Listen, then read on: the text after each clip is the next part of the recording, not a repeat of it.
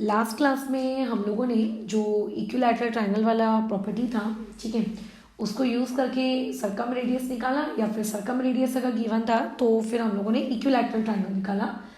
तो अभी आगे हम लोग कंटिन्यू करते हैं एक नए सवाल पर। एक नया टाइप का सवाल हम लोग सीखते हैं। दो केसेस इसमें बनते हैं। जैसे एक अभी मैं गिवन लिख के तुम्हें दिखाती हूँ, और उसके बाद दूसरा सवाल हम करेंगे जब आपको उसी गिवन और टू प्रूव का जस्ट आपको उल्टा दिया होगा। मतलब जो चीज़ गिवन है वो टू प्रूव बन जाएगी नेक्स्ट क्वेश्चन में, और जो टू फाइंड है टू प्रूव है वो गिवन बन जाएगा।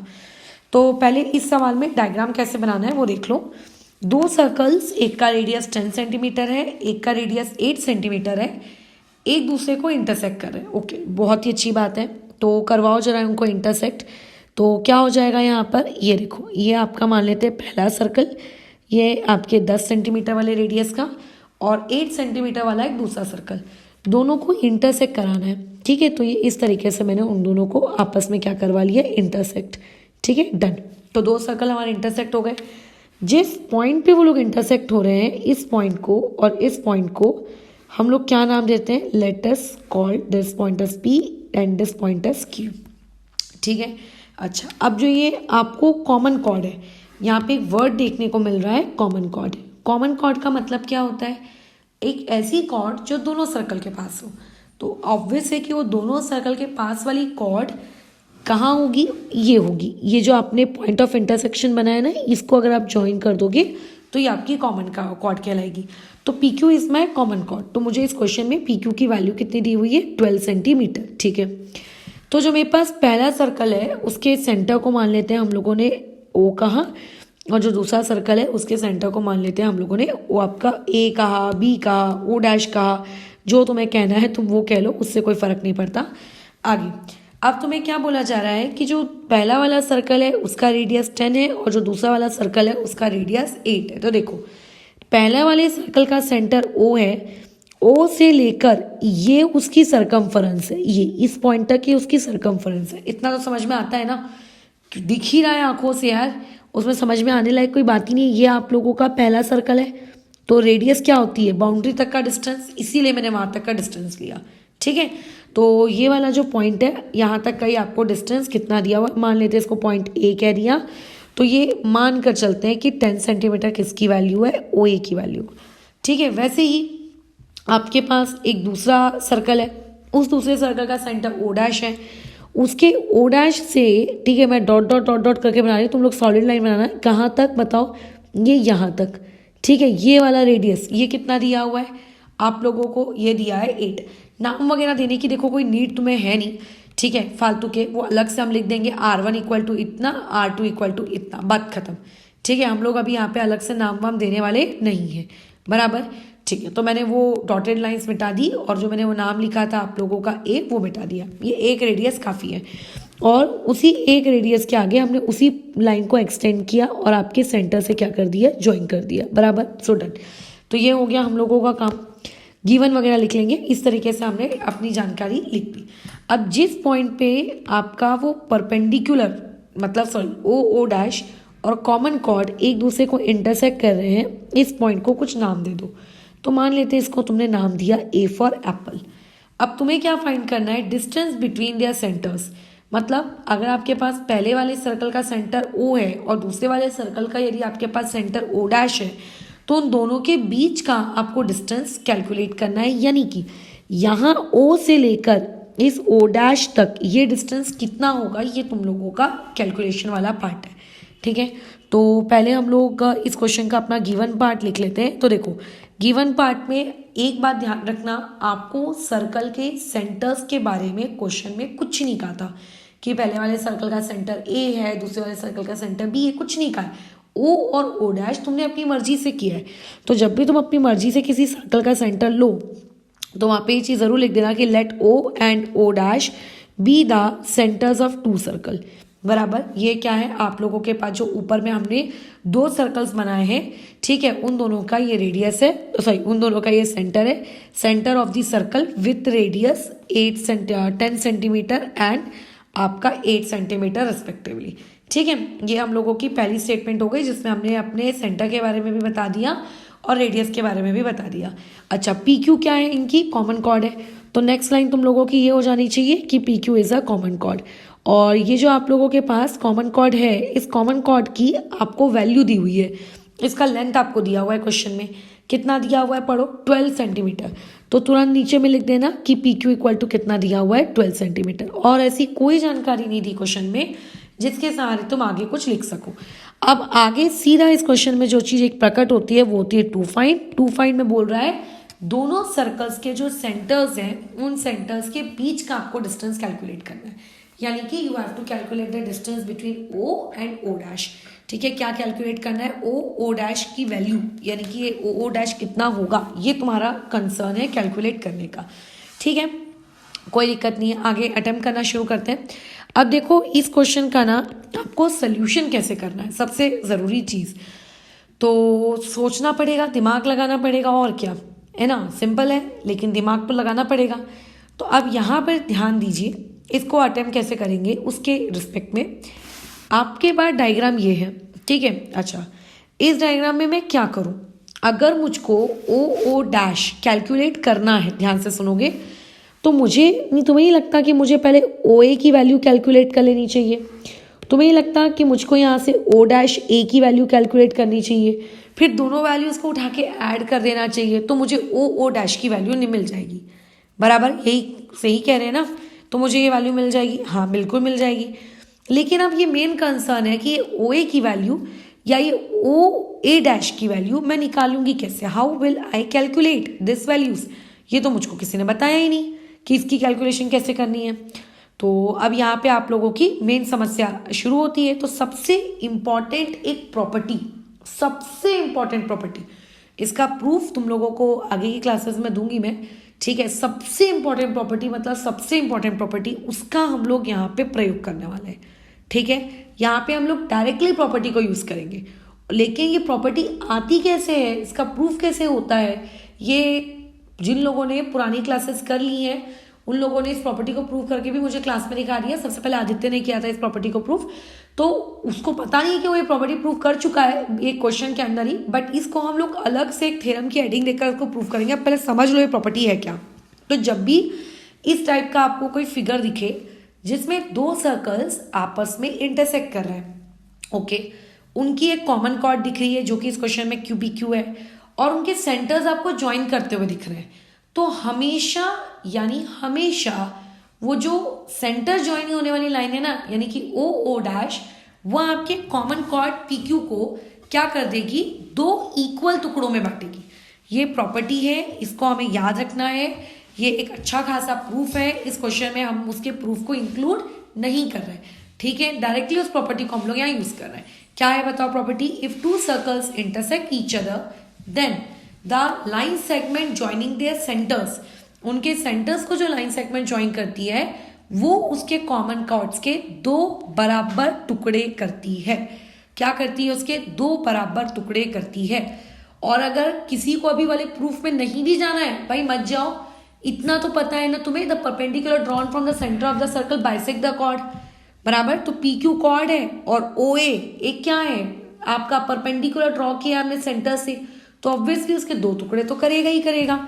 इतनी तो अक्कल है हमारे इसमें, है ना। तो चलो इसके आप कैसे लिखेंगे कि पी क्यू आपकी एक कॉर्ड है और मान लेते हैं ओ ए आपने एक परपेंडिकुलर ड्रॉप किया है, कहाँ से, आपके सेंटर से, ठीक है। तो अभी वो प्रॉपर्टी के लिए अलग से एक थ्योरम प्रूफ होगा, अभी डायरेक्टली हम उसको यूज करते हैं। तो इसका मतलब ये हुआ कि जो ये पी ए है और जो ये ए क्यू है, ये दोनों आपस में क्या होंगे, इक्वल, बराबर। ये जो मैंने इतनी कराम कहानी बोली इससे यही समझ में आता है, बराबर, इससे हमें यही समझ में आता है। तो यहाँ पे आप लोगों का क्या हो जाएगा, पी ए की जो वैल्यू है और जो ए क्यू की वैल्यू है वो आपस में क्या होगी, इक्वल, मतलब कॉर्ड के दो इक्वल पार्ट हो गए। तो आपकी जो कॉर्ड है उसका नाम क्या था, पी क्यू, और पी क्यू के दो इक्वल पार्ट हुए, बराबर।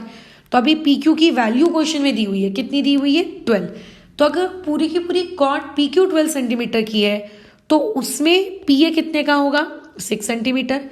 और अगर पी ए 6 सेंटीमीटर का है तो ऑब्वियस है कि उसका जो ए क्यू है वो भी कितने सेंटीमीटर का होगा, 6। इतने में तो किसी को तकलीफ नहीं है, ठीक है। कि आपने क्या किया, सेंटर से जो लाइन ज्वाइन हुई थी उसने कॉर्ड के 2 इक्वल पार्ट्स कर दिए, डन, खत्म। अब आगे क्या करना है? अब बहुत ही सिंपल तरीके से हम लोगों को थोड़ा सा बुद्धि का प्रयोग करना है। हम लोग एक ट्रायंगल क्रिएट करेंगे। क्यों हम एक ट्रायंगल क्रिएट कर रहे हैं? हमारा एम है ओ डैश के बीच का डिस्टेंस कैलकुलेट करना। अब ओ डैश का डिस्टेंस कैलकुलेट करने के लिए हम लोग क्या करते हैं? एक ट्रायंगल क्रिएट कर रहे हैं। क्या क्रिएट कर रहे हैं? एक ट्रायंगल क्रिएट कर रहे हैं। कैसे? इस ओ पॉइंट को मैं क्या करती हूँ, इस पी पॉइंट से मैं ज्वाइन कर रही हूँ। इस ओ पॉइंट को मैं इस पी पॉइंट से फिलहाल ज्वाइन कर रही हूँ।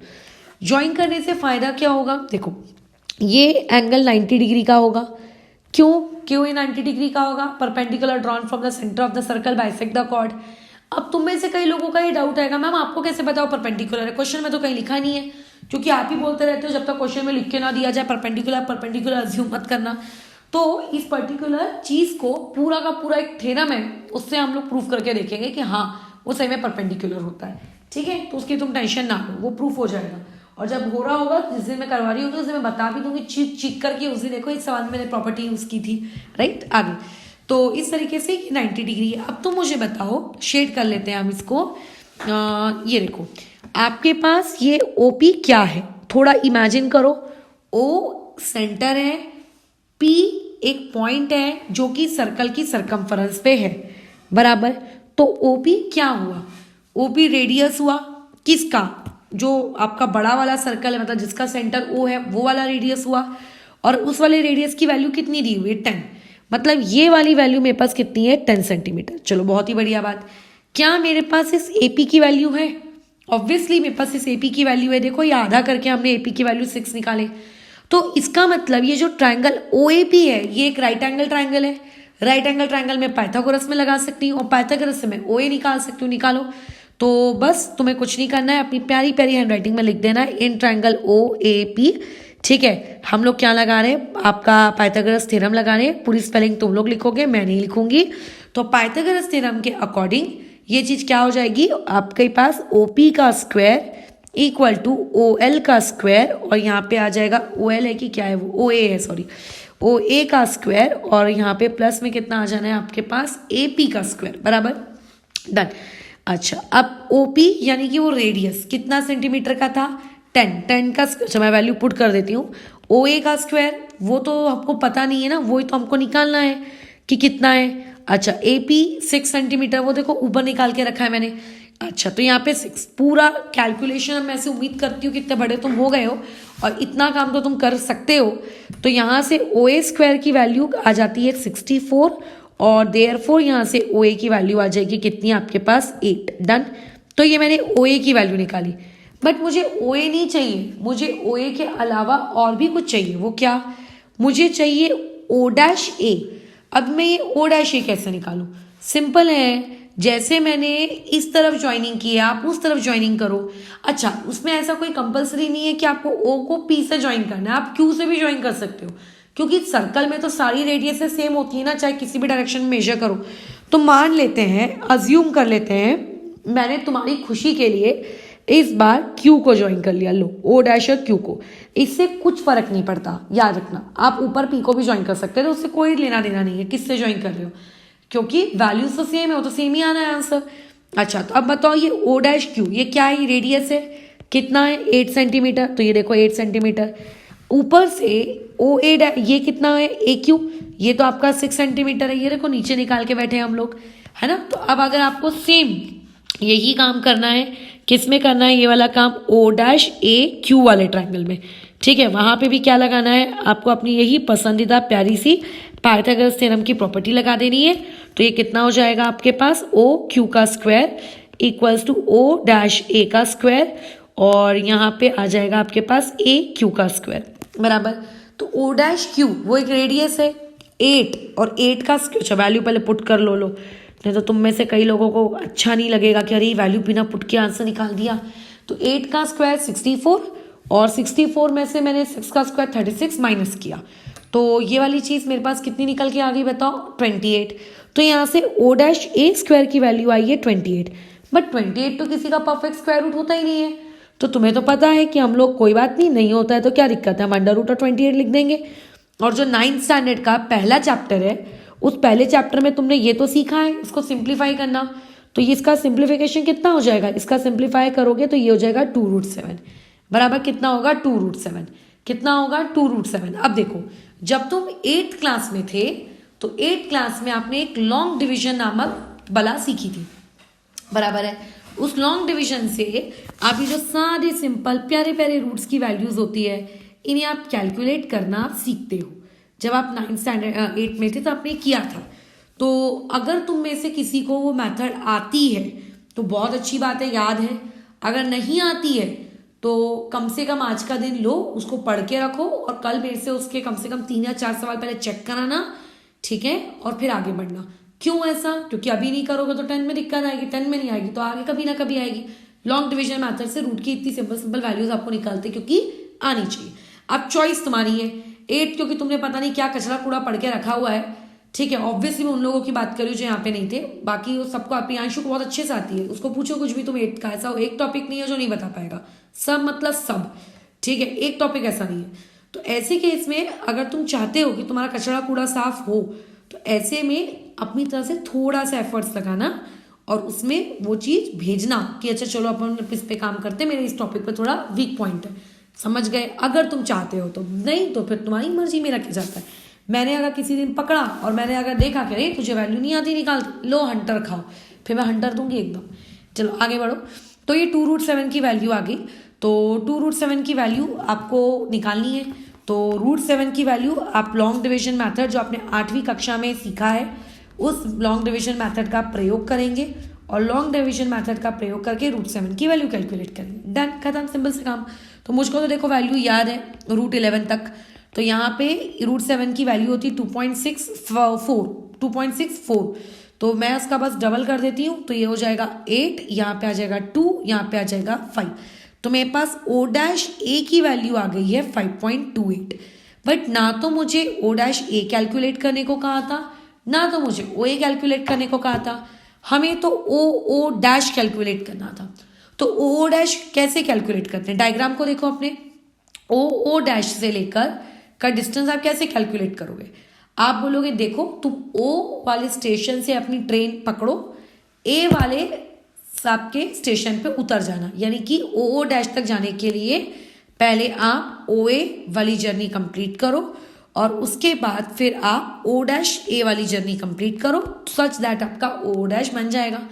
तो O' में OA ये वैल्यू कितनी थी 8 है ना, और O' ये वैल्यू आपके पास कितनी आई है 5.28। तो अगर मैंने इन दोनों का एडिशन कर दिया तो ये हो गया 13.28 के आसपास। डन। सो यहाँ से मेरे पास O' इसकी वैल्यू कितनी आ गई है 13.28। क्वेश्चन में सेंटीमीटर दिया था इसलिए मैं भी अपनी यूनिट को किस में रिपोर्ट कर रही हूँ, सेंटीमीटर में, ठीक है। तो इसमें कुछ नहीं किया है, बस हमने 2 प्यारे प्यारे पाइथागोरस थ्योरम लगाए। हाँ, और इस कंसेप्ट को याद रखा है कि जब भी 2 सर्कल्स इंटरसेक्ट करते हैं तो उनके इंटरसेक्शन की वजह से, ठीक है, वो जो कॉमन कॉर्ड है उस कॉमन कॉर्ड का क्या कर देती है, वो लाइन सेगमेंट O' सेंटर को ज्वाइन करने वाली लाइन सेगमेंट उसके 2 इक्वल पार्ट्स करती है। अब देखो इस सवाल में क्या था, आपको सेंटर्स के बीच का डिस्टेंस दिया था, बराबर है, और आपको कॉमन सेंटर्स के बीच का डिस्टेंस आपको कैलकुलेट करना था और आपको कॉमन कॉर्ड दी हुई थी, बराबर कह रही हूं मैं। लेकिन अब इसका उल्टा होगा नेक्स्ट क्वेश्चन में। नेक्स्ट क्वेश्चन में आपको कॉमन कॉर्ड ढूंढनी होगी कि कितने सेंटीमीटर की है और आपको सेंटर्स के बीच का डिस्टेंस दिया हुआ होगा, बराबर। कंसेप्ट दोनों में सेम लगेगा, पाइथागोरस लगाओ, 2 वैल्यूज कैलकुलेट करो, आंसर रिपोर्ट करो, बात खत्म, ठीक है। अच्छा, और उसके बाद पॉइंट नंबर 2 आपको ये कंसेप्ट याद रखना पड़ेगा, जैसे कि आपने तभी रखा था कि जो आपके पास, चलो क्वेश्चन ही देख लेते हैं, बाद में क्या बातचीत करना, बक बक बक बक। यहाँ आ जाओ, क्या दिया है, आपको 2 सर्कल्स दिए हैं, एक का रेडियस 5, एक का रेडियस 3, उन दोनों ने इंटरसेक्ट किया है, चलो अच्छी बात है। और इंटरसेक्ट कर लेने के बाद उनके जो सेंटर्स है, सेंटर्स के बीच का डिस्टेंस आपको कितना दिया है 4 सेंटीमीटर, ठीक है। तो डायग्राम बना लेते हैं। ये हो गया आप लोगों का पहला सर्कल और दूसरा सर्कल आपको बनाना है और वो आपको इंटरसेक्ट कराना है। तो ये मान लेते हैं मैंने दूसरा सर्कल बना दिया, ये हमने दोनों सर्कल्स को आपस में इंटरसेक्ट करा दिया। अब वो ये बोल रहा है कि इन दोनों के सेंटर्स है, मान लेते हैं पहले वाले का सेंटर है O, दूसरे वाले का सेंटर है O', ठीक है। दोनों को ज्वाइन कर दो, अच्छा, अब आपको क्वेश्चन में साफ साफ बोला जा रहा है कि पहले वाले सर्कल और दूसरे वाले सर्कल के बीच में जो डिस्टेंस बिटवीन देयर सेंटर वो कितना है आपका 4 centimetre. Distance between their centre is what 4 centimetre. तो आ जाते हैं हम लोग गिवन वाली इंफॉर्मेशन में। देखो गिवन वाली इंफॉर्मेशन में जो प्रवचन मैंने तुम्हें ऊपर कॉपी पेस्ट कर रहा था वही तुम्हें यहाँ नीचे प्रवचन पेस्ट करना है। क्या कि मान कर चलो कि ओ डैश आपके सर्कल के क्या है सेंटर्स हैं जिनका रेडियस आपको फलाना फलाना कुछ ना कुछ करके आपको दिया हुआ है। क्या ये बात दिमाग में जा रही है? ये आपको इस क्वेश्चन में भी कॉपी पेस्ट तो देखो उतना तो करना ही है। तो यहाँ पे हम लोगों ने हमारा गिवन उठाया और डाल दिया। बस फर्क इतना है जहाँ पे रेडियस 10 सेंटीमीटर हुआ करती थी वहां पे ये रेडियस हट जाएगी और इस रेडियस के बदले में आप लोगों के पास आ जाएगा एक 5 सेंटीमीटर और एक आ जाएगा आपके पास 3 सेंटीमीटर बराबर। और ऑब्वियस है कि इस क्वेश्चन में भी कॉमन कॉर्ड आपको ढूंढना है। ठीक है, इस बार क्वेश्चन में आपको कॉमन कॉर्ड ढूंढना है। तो क्योंकि कॉमन कॉर्ड ढूंढना है तो एक काम करते हैं, हम लोगों ने इसको ज्वाइन कर दिया। ये मान लो ये आपका पॉइंट P और मान लो ये वाला आपका पॉइंट Q, सच दैट की PQ आप लोगों की क्या है कॉमन कॉर्ड है। सच दैट की PQ आपकी क्या है कॉमन कॉर्ड है। तो इस बार गिवन में आपको PQ की वैल्यू नहीं दी है, इस बार आपको सेंटर्स के बीच का डिस्टेंस दिया है 4, यानी कि O डैश इसकी वैल्यू कितनी दी हुई है 4 सेंटीमीटर। और इस बार जो चीज तुम लोगों को टू फाइंड करनी है वो टू फाइंड करने वाला डेटा इस बार क्या है कॉमन कॉर्ड की वैल्यू, यानी कि किसकी वैल्यू कैलकुलेट करनी है PQ की वैल्यू आपको कैलकुलेट करनी है बराबर। कोई आपत्ति इसमें, किसी को कोई दिक्कत कि अच्छा ये चीज ऐसे आएगी एक्सेट्रा एक्सेट्रा। अच्छा आगे बढ़ते हैं। अभी अब क्या करें, यहाँ पे तो हमारी गाड़ी अटक गई। अब क्यों अटक गई हमारी यहाँ पे गाड़ी बताओ? वो गाड़ी जो है हमारी ये कह रही है PQ कैलकुलेट करना है। PQ कैसे कैलकुलेट करें? तो पहले तो एक काम करो, इस पॉइंट को कोई नाम दे दो। लेट्स से हमने इसको नाम दिया A फॉर एप्पल। तुम कहोगे कि देखो मैडम एक प्रॉपर्टी है जो आपने अभी अभी ऊपर बोली है, क्या कि जब भी दो सर्कल्स इंटरसेक्ट करते हैं तो तब जो दोनों सेंटर्स को ज्वाइन करने वाली लाइन होती है ना वो उस कॉर्ड के 2 इक्वल पार्ट्स कर देती है बराबर। यही कहा मैंने? हाँ बिल्कुल यही कहा। तो इसका मतलब अगर आपने PA कैलकुलेट कर लिया तो आप उसका डबल कर दो तो आपको PQ मिल जाएगा। सही कह रही हूं? अगर आपने PA कैलकुलेट कर लिया तो आप उसका डबल कर दो, आपको PB की वैल्यू मिल जाएगी। कोई डाउट, कुछ तकलीफ की नहीं कुछ समझ में नहीं आया ऐसा कुछ नहीं, बिल्कुल मिल जाएगी। अच्छा लेकिन अब बात आती है कि हम लोग PA को कैलकुलेट कैसे करेंगे। द मोस्ट इंपॉर्टेंट पार्ट कि हम लोगों को PA भी कैलकुलेट कैसे करना है। तो अब कैलकुलेट करने के लिए थोड़ा तो दिमाग का इस्तेमाल हम लोगों को करना पड़ेगा। अब आगे की कहानी। अब देखो इस आगे की कहानी में जो एक सबसे आवश्यक चीज़ है, हमको कुछ सोचना है उल्टा। अब ध्यान से सोचो हम लोग क्या सोच रहे हैं। जब आपका ट्रायंगल राइट एंगल आपको क्वेश्चन में दिया होता था, मतलब क्वेश्चन वाला आपको बोलता था चीख कर कि देख भाई जो ट्रायंगल के साथ तो काम करने जा रहा है वो ट्रायंगल एक राइट एंगल ट्रायंगल है, तो तुम खुशी खुशी जाते थे, खुशी खुशी उस ट्रायंगल में बड़े मजे से पाइथागोरस लगा के आ जाते थे बराबर है। खुशी खुशी जाते थे, बड़े मजे से उस ट्रायंगल के अंदर पाइथागोरस लगा कर आ जाते थे। अच्छा अब क्या करें? अब यहाँ पे हम लोगों को अब आगे अपनी गाड़ी चलानी है। तो देखो इसमें क्या करेंगे, आपको इस OA की वैल्यू नहीं पता, आपको उस O डैश की वैल्यू नहीं पता, O डैश की काम वही करेंगे जो पिछले केस में किया था। ये हम लोग एक ट्रायंगल क्रिएट करेंगे, यहाँ पे हम लोग एक ट्रायंगल क्रिएट करेंगे। ठीक है। अच्छा अब तुम अगेन वही बोलोगे कि मैडम आपको किसने कहा कि यहाँ पे 90 डिग्री है। देखो किसी ने कहा नहीं, क्वेश्चन में ये चीज मार्क्स पे डिपेंड करती है कि अगर ये क्वेश्चन आपको 2 मार्क्स के लिए पूछा जा रहा है तो आप डायरेक्टली उसको 90 डिग्री मतलब अज्यूम करो और वहां से उसको उठा के सॉल्व कर दो। बट अगर क्वेश्चन में आपको ये 3 मार्क के लिए सवाल आ गया या मोर देन इसके लिए, तो पहले आपको पूरी राम कहानी लिखनी पड़ती है, जो कि आदित्य प्रियांशु लोगों ने कल की क्लास में लिखी। पहले ये प्रूव करना पड़ता है कि ये 90 डिग्री का है और उसके बाद आपको ये मैं जो प्रॉपर्टीज बता रही हूँ कि पाइथागोरस लगा लो, ये कर लो, वो करना पड़ता है। ठीक है। तो अभी ट्यूशन में तो तुम यही मानकर चलो कि 3 मार्क का सवाल है, आपको ऊपर वाले क्वेश्चन में और नीचे वाले क्वेश्चन में दोनों में सबसे पहले मुझको ये प्रूफ करके दिखाना है कि किस तरीके से ये एंगल 90 डिग्री का है, क्योंकि क्वेश्चन में तो देखो कहीं नहीं बोला गया कि एंगल 90 डिग्री का है। तो तुम पहले मुझे प्रूफ करके दिखाओगे कि किस तरीके से एंगल 90 डिग्री का है और फिर बाद में पाइथागोरस करोगे। सादी बेसिक कॉन्ग्रुएंसी है। ट्रायंगल्स चैप्टर पढ़े हैं ना हमने, तो तुम्हें आना चाहिए और तुम कर सकते हो। मैं जानती हूँ 2 लोग कर चुके हैं क्लास में ऑलरेडी, प्रियांशु और आदित्य, तो तुम लोग भी कर ही लोगे बाकी लोग। ठीक है, तो अभी मैं ये मानकर चलती हूँ कि वो स्टेप तुमने मुझे करके दिखा दी और ऊपर वाले सवाल में भी सेम टू सेम। तो अब यहाँ पे ये आपका ट्रायंगल राइट एंगल है। ओपी ये आपके सर्कल का रेडियस है जिसकी वैल्यू 5 सेंटीमीटर दी हुई है। इस बार ना तो मुझे एपी दिया है ना तो मुझे ओए दिया है। अब क्या करें, तो एक काम करो, आपको पूरा का पूरा जो ओ डैश है, ओ डैश है, आपको पूरा का पूरा ओ डैश 4 सेंटीमीटर का दिया है। अब तुम सोचो, उसमें से अपन एक काम कर लेते हैं, ओ ए को x सेंटीमीटर अज्यूम कर लेते हैं, तो देयरफॉर ओ डैश ए जो होगा वो कितना हो जाएगा 4 माइनस एक्स सेंटीमीटर। जैसे कि तुम्हारे पास अभी एक पेन है जो कि 12 सेंटीमीटर की है, मैंने उसका एक टुकड़ा काट के फेंक दिया, फेंका हुआ टुकड़ा 3 सेंटीमीटर का था, तो बताओ कितनी पेंसिल बची, 9 सेंटीमीटर की पेंसिल बची। तो वैसे ही आपको पूरा का पूरा यहां से लेके ये वाला ओ डैश 4 सेंटीमीटर का दिया था। मैंने ऐसा अज्यूम कर लिया कि चलो यहां से लेके यहां तक को x मान लो, तो ऑब्वियसली कि ये वाला हिस्सा क्या होगा 4 माइनस एक्स होगा। क्या ये बात दिमाग में गई? बस वही किया है।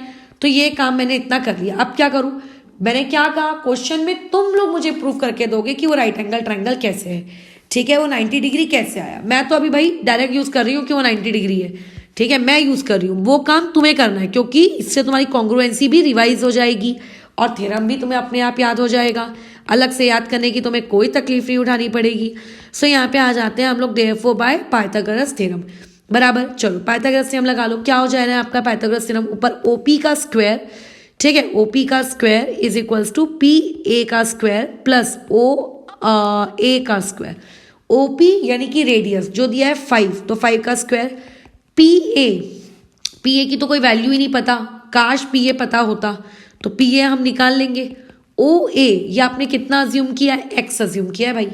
यहाँ पे आपने पी ए को कितना अज्यूम किया है, एक्स अज्यूम किया है, तो यहाँ से ये आ गया एक्स स्क्वायर। तो मुझे एक बात बताओ, यहाँ से पी ए स्क्वायर की वैल्यू कितनी आई, ये आई 5 का स्क्वायर 25 और ये आई एक्स स्क्वायर। अब तुम में से ना कई लोगों को बड़ी अंदर से कुलबुलाहट मचती है कि चलो टेकिंग स्क्वायर रूट ले लेते हैं, पी ए का स्क्वायर पी ए लिख देंगे, 25 का 5 लिख देंगे और एक्स स्क्वायर का एक्स लिख देंगे।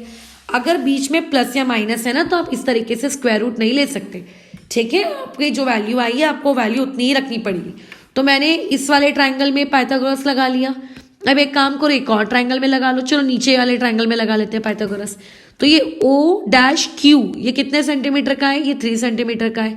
तो जिस ट्रायंगल में आप पाइथागोरस लगा रहे हो उस ट्रायंगल का पहले विवरण दे दीजिए कि हम लोग लगा रहे हैं ओ डैश क्यू, आपके क्या नाम था उस पॉइंट का, ओ डैश उधर था, क्यू इधर था आपके ए में।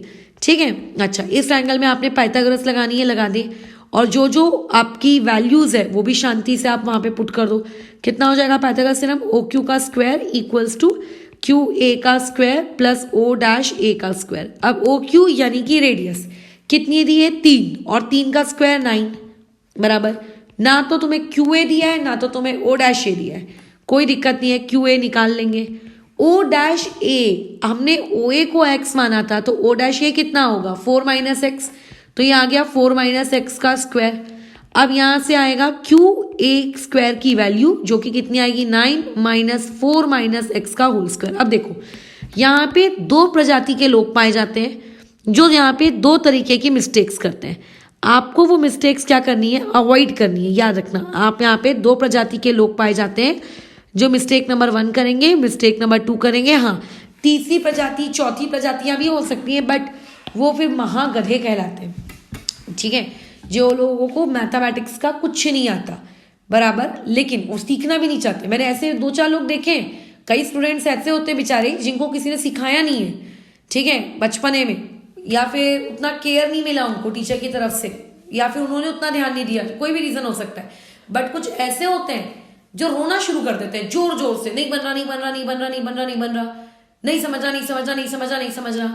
ठीक है, सोचो, मैं बता रही हूँ ऑफलाइन टीचिंग से ना सबसे बेस्ट टीचिंग ऑनलाइन ही होती है। तुम अभी ये जो सवाल है जो इसको मैं अभी सिखा रही हूँ, इतने सालों से मैं इसको बोर्ड पे सिखाती हूँ।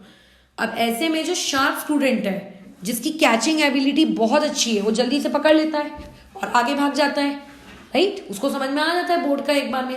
अब जो कमजोर है वो बेचारा मुंह बंद करके कोने में बैठा रहता है, उसको समझ में वैसे भी कुछ नहीं आता है, बोलता वो है नहीं और दोबारा कोई समझाएगा नहीं।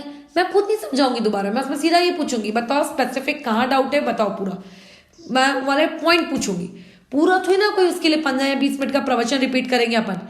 तो ऐसे में उसको लगता है कि हाँ ऑफलाइन क्लास हुई, मैं ट्यूशन गया, मैं स्कूल गया और मैंने बड़े मजे से अपना समझ के आ गया। उसको कुछ नहीं समझता। आपके पास ऑनलाइन में कम से कम ये सुविधा तो रहती है, आप एक चीज को जब तक आपको नहीं लगता कि आपको समझ में आ गई है, उसको कम से कम 50 बार मतलब रिवर्स बैक कर सकते हो। मुझको तो ना रिवर्स बैक कर पाओगे ऑफलाइन में, मैंने तो एक बार पढ़ा दिया सो पढ़ा दिया, जिनको समझ में आया है, जिनको नहीं आया नहीं आया, उनके लिए मैं टेप रिकॉर्डर समान रिवर्स बैक थोड़ी ना होंगी। ये सबसे बड़ा एडवांटेज होता है। लेकिन ये तुम्हारे जैसे गधों को दिमाग में बुद्धि में घुसेगा नहीं। तुमको तो ये चाहिए ना कि ट्यूशन का बैग टांगेंगे, ट्यूशन जाएंगे, टाइम पास करेंगे, आने जाने में वहां दोस्तों के साथ खीखी खाका करेंगे और पढ़ाई कुछ नहीं करेंगे। सिमिलरली स्कूल के लिए भी पढ़ाई करना जिसका एम होगा ना, वो इंसान, मैं सही बता रही हूँ, कभी ऑफलाइन ट्यूशन प्रेफर नहीं करेगा, कभी प्रेफर नहीं करेगा। क्यों? क्योंकि उसको घर बैठे बिना उसका समय बर्बाद हुए वो पढ़ाई कर रहा है, उसको पढ़ाई से मतलब है। हाँ, लेकिन जिसका एम पढ़ाई नहीं है उसी को ये रहता है कि मैं ऑफलाइन ट्यूशन जाऊंगा, अपनी शक्ल दिखाऊंगा, टीचर की शक्ल देखूंगा, कोई मतलब नहीं। It is a wastage of time, पूरा वेस्टेज ऑफ टाइम। हम लोग तो ऑफलाइन भी लेते हैं ना, बट हमको तो पता है कि ये वेस्टेज ऑफ टाइम है पूरी तरीके से। और जो ये तुम्हारा राग लगता है कि नहीं नहीं ऑनलाइन में तो समझता ही नहीं है, तुम्हें गधो ऑनलाइन में तब नहीं समझता जब तुम्हें एक वीडियो फॉरवर्ड करके दे दिया जाए और बोले अब जॉब हो गया काम। तुम्हारी कॉपी चेकिंग होती है, कॉपी चेकिंग में तुम जैसे तुम क्लास में बैठते ना वैसी कॉपी चेकिंग होती है। उस कॉपी चेकिंग में तुम्हारी जो मिस्टेक्स होती हैं वो निकाली जाती हैं, इसको ऐसे करो, इसको ऐसे करो। फिर ऐसे में ना समझे, ये वो लोग कैटेगरी के एक या दो लोग हैं इस पूरी ट्यूशन में जानबूझ के नहीं चाहते कि समझे। उनका एम है क्या करना, ऑफलाइन ट्यूशन जाएंगे, टाइम पास करेंगे।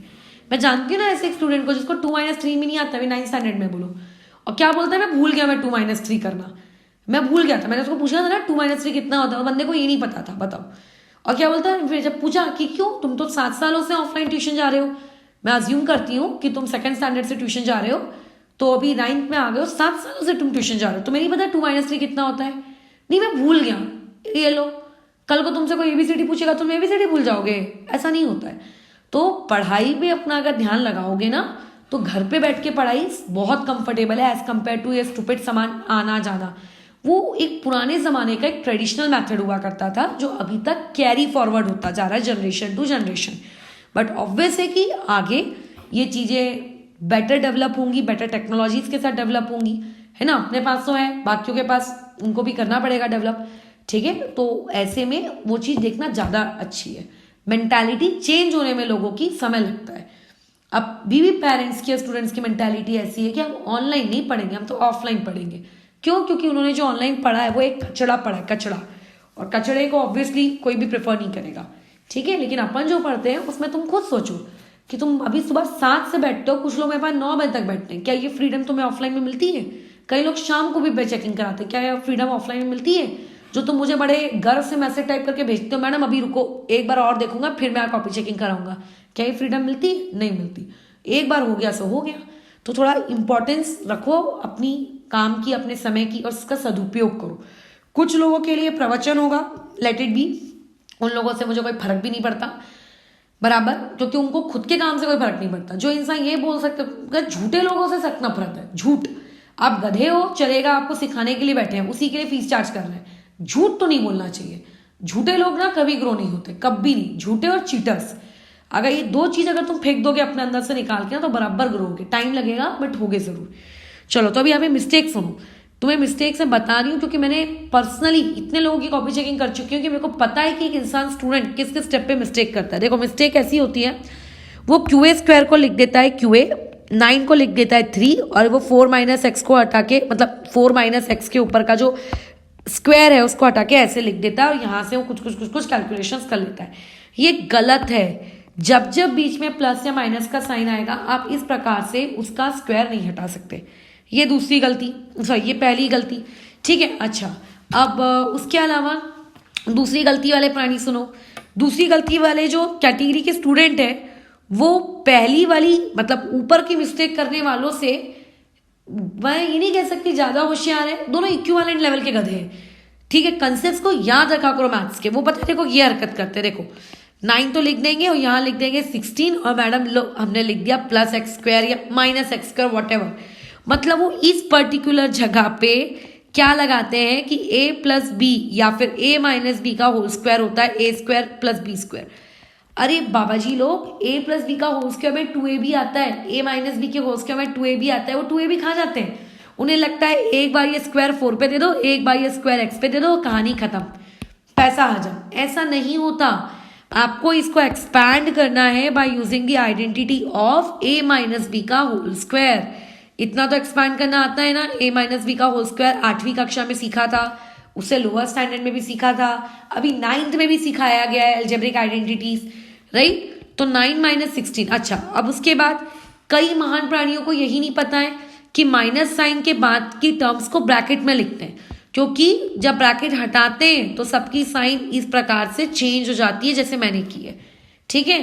तो 9 माइनस 16 ये कितना हो जाएगा बताओ, ये हो जाएगा -7 minus X square plus 8x, समझ रहे हो। तो ये वैल्यू आ गई किसकी, क्यू ए स्क्वायर की। मैडम क्या मिला आपको ये 2 बार पाइथागोरस लगा के क्यू ए स्क्वायर निकाल के? हमको ये मिला कि तुम मुझे प्रूफ करके दोगे कि ये एंगल 90 डिग्री कैसे आया, बराबर हमारी पहली डील हो चुकी है। तुम मुझे प्रूफ करके दोगे कि वो जो लाइन ओ ओ डैश को ज्वाइन होती है वो लाइन आपके कॉमन कॉर्ड के 2 बराबर टुकड़े करती है। ये आप मुझे प्रूफ करके दोगे, आप बराबर, यू विल प्रूव मी कि किस तरीके से ऐसा होता है, ठीक है। You are going to prove me. तो अब तुम्हें तो पता है कि पी ए और ए क्यू आपस में इक्वल है, बराबर। वी नो दैट कि आप लोगों का पी ए और पी क्यू आपस में इक्वल है। अगर पी ए और ए क्यू इक्वल होंगे तो उनका स्क्वायर भी इक्वल होगा, उनका क्यूब भी इक्वल होगा, उनकी 100 पावर भी इक्वल होगी, उनकी 10 लाख पावर भी इक्वल होगी, उनकी 13,000 पावर भी इक्वल होगी, हर पावर उनकी इक्वल होगी। तो पी ए स्क्वायर की वैल्यू मेरी कितनी आ गई थी, 25 माइनस एक्स स्क्वायर। अच्छा गुड। ए क्यू स्क्वायर की वैल्यू मेरी अभी अभी ऊपर आई है कितनी, -7 माइनस एक्स स्क्वायर और प्लस 8x। अब देखो ये माइनस एक्स स्क्वायर को जब मैं यहां शिफ्ट करूंगी तो प्लस एक्स स्क्वायर बनेगा। चलो कर देते हैं तुम्हारे लिए। -7 वहां वाला माइनस एक्स स्क्वायर वैसे का वैसी प्लस 8x, तो ये माइनस एक्स स्क्वायर वहां जाके प्लस एक्स स्क्वायर प्लस 25 वहां जाके -25, इधर क्या बचा 0। ये और ये कट गया। अब बताओ प्लस 8x वैसे का वैसी, -7 और -25 कितना हो जाना है इसने, -32 इक्वल टू 0। यहां से x की वैल्यू कितनी आ गई 4। Linear equation in one variable, x बराबर 4। x हमारे क्वेश्चन में क्या था, x हमारे क्वेश्चन में क्या था, x हमारे क्वेश्चन में OA की वैल्यू थी। क्या हमें OA की वैल्यू निकालनी है, नो, हमें तो पूरी की पूरी कॉर्ड की वैल्यू निकालनी है। कॉर्ड यानी कि PA का डबल करोगे तो कॉर्ड आ जाएगी PQ। हमें तो PA मिला ही नहीं। तो तुम सोचो ये जो ट्राइंगल है P, यहां से लेके O, यहां से लेके A और ये राइट एंगल लेट से ये 90 डिग्री, तो ये OA कौन है, x है, और इस x की वैल्यू कितनी आई 4, ये कितना है 5। तो ये पाइथागोरस थ्योरम से कितना आएगा, निकालो, पाइथागोरस थ्योरम से कितना आएगा निकालो। और नहीं भी निकालो यार, इक्वेशन नंबर 1 में आके x की वैल्यू पुट कर दो। इक्वेशन नंबर 1 में PA निकालना है ना आपको, x की वैल्यू पुट कर दो। तो वहां पे लिख दो कि put x equals to 4 in equation number 1। तो बताओ वहां से क्या हो जाएगा, PA का square equals to 25 minus X square, ठीक है। तो ये हो जाएगा 25 माइनस 16 यानी कि 9। तो PA स्क्वायर आया 9, यानी कि PA की वैल्यू कितनी है 3। अब अगर PA 3 है तो देयरफॉर उसके नीचे का AQ भी कितना होगा 3। क्यों, बिकॉज PA और AQ आपस में क्या होते हैं, इक्वल। और आपको क्या निकालना है, आपको पूरे के पूरे डायमीटर PQ की वैल्यू निकालनी है। तो PQ कितना होगा 3 + 3 = 6। तो पूरा डायमीटर आपका आ गया, सही, आपका पूरा लॉग क्या नाम था उसका, कॉमन कॉर्ड की वैल्यू आ गई 6। That's all. तो सवाल दोनों कैटेगरी के आ सकते हैं, कॉमन कॉर्ड की वैल्यू देकर डिस्टेंस बिटवीन सेंटर पूछ लिया जाए, डिस्टेंस बिटवीन सेंटर पूछकर आपको कॉमन कॉर्ड की वैल्यू पूछ ली जाए। But I will do suggest, देखो सोल्यूशन कैसे करना है ये तो शुरू हो गया, बट द सबसे इंपॉर्टेंट पार्ट दोनों क्वेश्चन के लिए, तुम्हें किसने कहा कि एंगल 90 डिग्री है, बताओ मुझे। किसी ने नहीं कहा कि एंगल 90 डिग्री है, तो तुम कैसे उस एंगल को 90 ले सकते हो। तो आपको अपने टीचर को इस क्वेश्चन को सॉल्व करने से पहले प्रूफ करके दिखाना पड़ेगा कि मैडम देखो कॉन्ग्रुएंसी से मैं आपको प्रूव करके दिखाता हूँ कि ये एंगल 90 डिग्री है, बराबर। अच्छा, उसके अलावा आपसे आपकी टीचर ये भी पूछेगी कि AP और AQ क्यों इक्वल है। आपको किसने कहा कि वो लाइन उसको दो इक्वल टुकड़ों में काटेगी, तो आप बोलना कि ये PQ कॉर्ड है और मैडम मैंने अभी अभी प्रूफ किया कि वहां पे 90 डिग्री बन रहा है। इसका मतलब सेंटर से 90 डिग्री बना किसके ऊपर, कॉर्ड पे, तो कॉर्ड के तो दो इक्वल टुकड़े होने ही थे।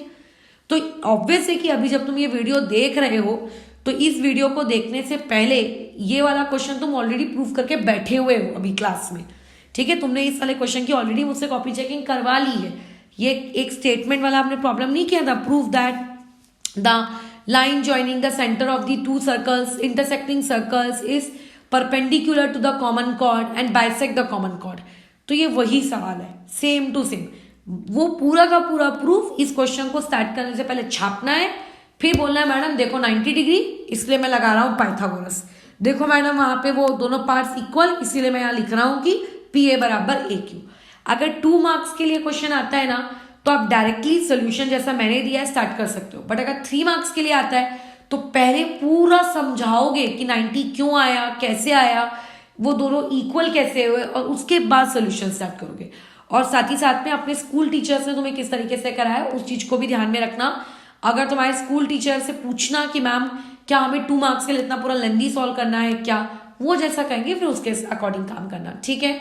अगर मैं तुम्हारा पेपर चेक कर रही रहती हूँ तो मैं 2 मार्क्स के लिए तुम्हारे से डायरेक्ट सोल्यूशन एक्सपेक्ट करूंगी, ये जैसा तुमने निकाला है जैसे मेरा निकाल के दिखाया है। बट अगर मोर देन 2 मार्क्स की बात होगी तो मैं पूरे एक एक स्टेप की 90 कैसे आया, ये कैसे आया, वो कैसे आया, ठीक है। ठीक, तो अभी इस चीज को हम ओवर करते हैं। नेक्स्ट वाले वीडियो में हम लोग दूसरी कैटेगरी का सवाल पढ़ेंगे, वो भी अच्छा खासा इंटरेस्टिंग है काफी, ठीक है। उसमें आपके 2 पैरेलल कॉर्ड्स के बीच का डिस्टेंस वाला टाइप रहेगा वो, तो बस ठीक है, अभी इसको रोकते हैं फिर।